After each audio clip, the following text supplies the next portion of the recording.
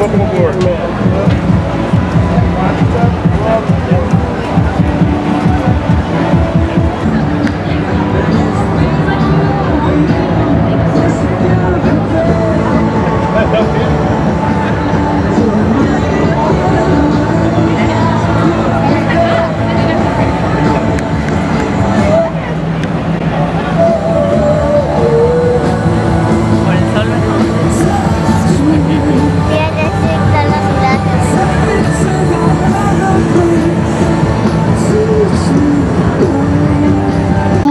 So if you look to our left at about 8 o'clock, on top of the bridge, you'll see that white flag with the 4 red stars and 2 blue stripes, and that is the Chicago flag.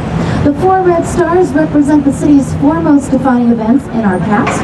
We have the founding of Fort Dearborn in 1803, the Great Chicago Fire of 1871, the World's Columbian Exposition that was in 1893, and finally our Century of Progress Fair held in 1933 and 34. The 2 blue stripes represent our 2 main bodies of water. We have the Chicago River and also Lake Michigan. And those 3 stripes of white represent the 3 sides of the city. We have the north side, west side, and south side, as defined by the 3 branches of the river. Well, let's start talking about some buildings. If I could please have everyone go up and on the right, you'll see this tall blue glass building, and this is Trump International Hotel and Tower. Trump Tower is our second tallest building. It stands at 1,170 feet and 92 stories. That height is just to the highest occupiable floor. Go all the way up to the building's plaintiff spire and it soars to 1,389 feet. That's 423 meters if anyone prefers metric. The building opened in 2009 and it features these 3 large cutouts called setbacks. They are there to help the building brace itself against the strong winds that we have. If you didn't already know, the final penthouse in the building sold earlier this year. It went for $17 million and it was a 14,000 square foot unit with 16-foot windows.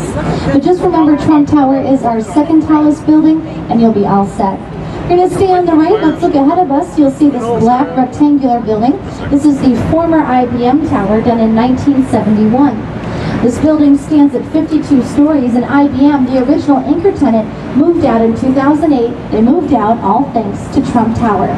You see, as Trump Tower was going up, IBM quickly lost their view of Lake Michigan.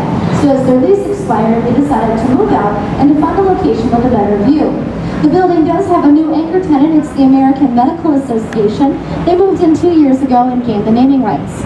The 12 stories at the base of the building, the area once occupied by IBM, is now home to the Langham Hotel. Staying on the right, you'll see these 2 corn cobs coming up next, and these make up Marina City. The towers each stand at 60 stories and opened in 1964 and 67. These 2 buildings have been featured in over 500 TV and movie productions.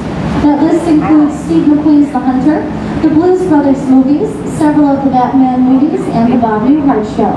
If anyone on board has seen The Hunter, again starring Steve McQueen, you'll be extremely familiar with these 2 buildings. One of the most iconic scenes from that movie features a car running off the West Tower and ending up right in the river. But I assure you, cars don't go flying off the building in real life. All of the cars parked here at Marina City, as you can see, in both towers on any level, are all parked with their noses facing the center of the buildings. They're also all parked by professional valets, so they're not going to move. Let's stay on the right as we clear the bridge. You'll see a green glass rectangular building, and that is 321 North Clark Street. The building was done in 1987 and stands at 35 stories. The building was originally home to Quaker Oats, but is currently home to the American Bar Association. The ABA represents over 400,000 lawyers inside the United States, and the building also features an impressive law museum in the 2 floors of its basement. We're going to stay on the right, but look ahead of us. You'll see this brick building with the clock tower, and that is the Reed Murdock Center, done in 1914. The building used to be a warehouse, but is now home to Whirlpool and Encyclopedia Britannica. The building also appears to be symmetrical, but it is not. If I could please have everyone start by looking at the clock tower on the building. If you go from the clock tower on the building to the base and then move to the right, counting the bays as you go, you will notice there are 6, including that end bay. But if you go from the clock tower to the base to the left, you'll only count 5. The building's asymmetry is all thanks to our next bridge. In 1928, the city decided to build the LaSalle Street Bridge, but to make room for the bridge and its mechanical equipment, the city had to come in and cut the left side of the building. They had to remove one of the bays, move over the end bay, and finally reseal the entire structure, all to make room for this one new bridge. Straight to the right, you'll see this green glass building. This is 300 North LaSalle. Still in 2009, it is 60 stories tall. Up next, we have 325 North Wells Street, first done in 1913, but remodeled in 1982. And in just a moment, we're going to pass underneath the Wells Street Bridge. This is one of the two bridges in the city that can carry L train traffic on the top level. As we clear the bridge, we'll be staying on the right. You'll see this very massive building coming into view, and this is the Merchandise Mart. The Merchandise Mart opened in 1931.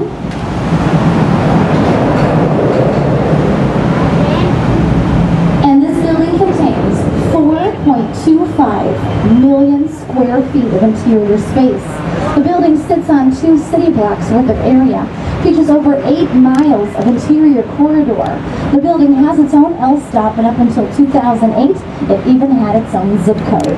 The zip code for the Merchandise Mart was 60654, and on July 1st of 2008, that zip code and 3 others were all spread out to make room for new buildings, which we'll see later. The Merchandise Mart was originally developed by the Marshall Field Company and was built as a way to consolidate 14 wholesale warehouses, to bring all of the merchandise for the retailer to one location, and to have that location be very close to the downtown store on State Street. The building opened in 1931, but was sold for back taxes in 1932. It was purchased by the Joseph P. Kennedy family.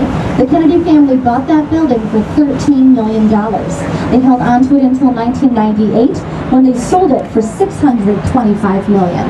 Again, they bought the building at $13 million and sold it at $625. Now, if anyone's having a tough time picturing 4.25 million square feet, look to our 4 o'clock that's behind us and on the right. And from there, you'll see how wide the building is, along with how far in it goes from the edge of the river, to get a better understanding of the size.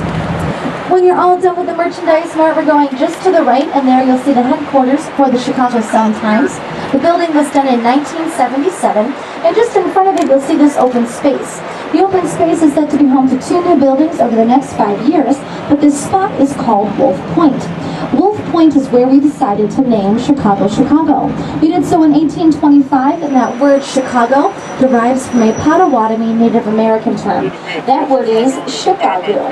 Chicago, when translated from its original Potawatomi to English, means wild, smelly onion. So when you hear the word Chicago and you wonder what sort of majestic meaning it has, it literally just means wild, smelly onion. Now, as you can see, we are at the junction right now. The junction is just the spot in the Chicago River where the 3 branches meet. Behind us, we have the north branch of the river. Ahead of us, we have the south branch. And to our left, we have the main branch. That's where we came from. These 3 branches are natural, and in total, the river is 156 miles long. As we turn, you'll see this building with the sort of gateway arch just a little bit behind us on the right. That'll be a River Point Tower. It's due for completion at the end of the year and stands at 730 feet. It'll be all office space. Also, just next to us on the right, you'll see this building with that sort of Y shape to it, that angle out. That'll be 150 North Riverside. Due for completion in 2018, it will also be office space. But look carefully, and in just a moment, up and on the right, you'll see the top of the Willis Tower. You can see a little bit of it, right now. It's that black building with the tall white antennas. We'll see it again at about our 4 o'clock as we move a little bit further east. So again, we're going up on the right, looking out for a tall black building with 2 big white antennas. That'll be the former Sears Tower. The new name for the building is the Willis Tower. It officially changed on July 16th of 2009. There you go. And it changed as the UK's Willis Insurance Brokerage moved in and became the largest tenant. As the largest tenant, they gained the naming rights for the structure, just the ability to change the name, and they seized the opportunity. If you want to call it Sears, you can call it Sears. I know exactly what you're talking about. And don't worry, we'll talk more about that building once we're out on the lake. As we go, let's go to our right. You can see this green building. has the curve to it. And this is 333 West Wecker Drive. It went up in 1983. The building is said to be the city's very first postmodern skyscraper. The elegant curve of the building is meant to complement the curve in the river, and since the two line up, it creates this nice feeling of movement. Now, I know we have this construction just next to us, and we'll talk about that construction in just a few. For the time being, we'll pass the construction, and you'll see this two-level road.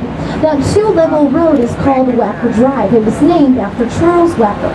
Charles Wacker was the very first chairman of the Chicago Planning Commission, and the two-level road was designed to help with ease of movement and with transportation. It was part of the 1909 plan done by Daniel Barnum and Edward Bennett. And Wacker Drive really wasn't that successful. You see inside the downtown area, we have a North Wacker Drive, a South Wacker Drive, an East Wacker Drive, a West Wacker Drive, an Upper Wacker Drive, a Lower Wacker Drive, a Lower Wacker Drive. There's even just Wacker Place. And all of those different roadways interconnect.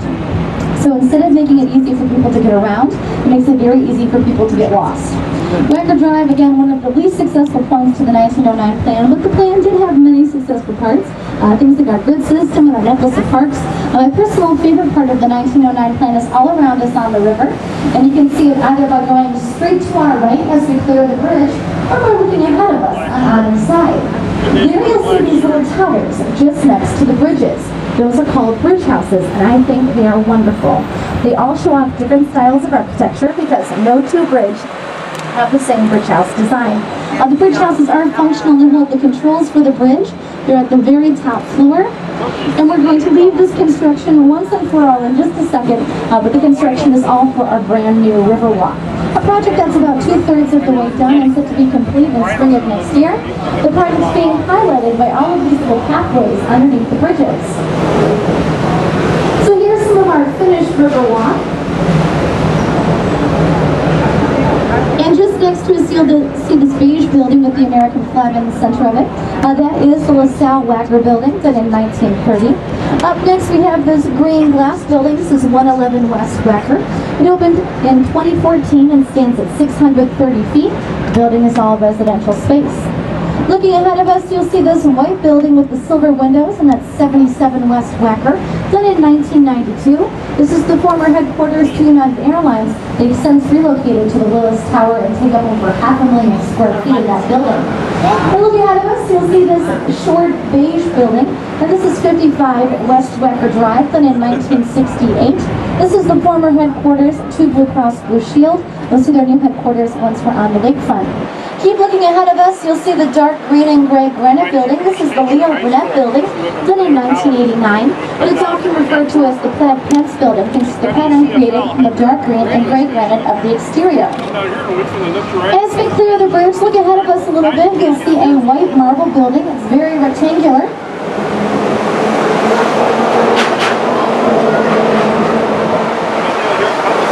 And that is the Kemper building, done in 1962. Now from here, I'm going to play a little game of leapfrog. If I could please have everyone look ahead of us. At about our 1 o'clock, you'll see a dark green building with a shiny gold top. Again, at our 1 o'clock, dark green building with shiny gold top. That is the former Carbide and Carbon building. It's now the Hard Rock Hotel. The building was done in 1929, and the inspiration for that dark green base and shiny gold top was a giant champagne bottle. The green color of the building is green terracotta, and the gold leaf tower stands at 50 feet. Let's go to the right at eye level. You'll see the Vietnam Veterans Memorial. This memorial lists the names of over 3,000 Illinois residents who gave their lives during the war. So behind it, you'll see that beige building has the dome at the very top of it, and that is the old Jewelers building, done in 1926. This building was the very first in the city to feature an indoor car elevator and indoor car parking lot, neither of which are used anymore, mostly due to the size and weight of modern cars. Now let's go up and on the right as we clear the bridge. You'll see a tall, white, thin building. That is the former Mather Tower, also former Lincoln Tower, done in 1928. And this is the city's thinnest skyscraper. If you were to stand in that building's very top floor, it's a single circular room, and it's only 9 feet in diameter. It's also one of 2 planned buildings.